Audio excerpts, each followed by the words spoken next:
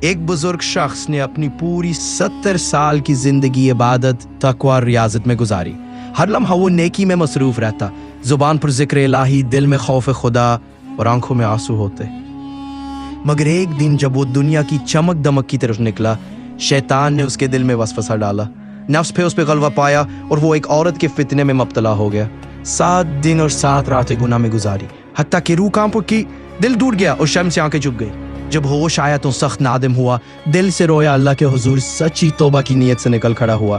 راستے میں ایک مسافر خانہ نظر آیا جہاں 12 غریب مسافر آرام کر رہے تھے، وہ بھی ان کے درمیان جا کے لیٹ گیا۔ رات کو ایک شخص آیا جو روزن مسکینوں کو روٹی تقسیم کیا کرتا تھا۔ اس کے پاس 12 روٹیاں تھیں، اس نے سب میں تقسیم کی اور نئے آنے والے تائب شخص کو بھی ایک روٹی دے دی۔ یوں ایک مسکین بھوکا رہ گیا کیونکہ آج وہاں 13 لوگ تھے۔ بھوکا مسکین بولا، مجھے روٹی کیوں نہیں ملی؟ روٹی بانٹنے والے نے کہا، میں سب کو دے چکا ہوں۔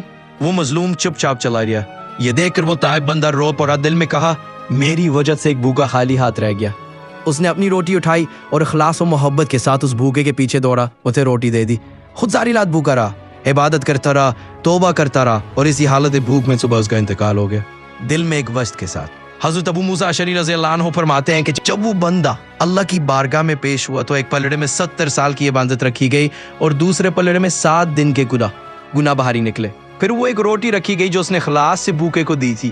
اس ایک روٹی کے صدقے میں اللہ تعالیٰ نے اس کے تمام گناہ معاف فرما دیے اور اسے جنت میں داخل فرما دیا۔ کبھی کسی گناہگار کو حقیر نہ سمجھو، ہو سکتا ہے وہ ایک نیکی سے تم سے آگے نکل جائے۔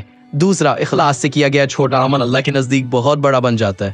تیسرا، نیکی میں تاخیر مت کرو، شاید وہی نیکی تمہاری مغفرت کا ذریعہ بن جائے۔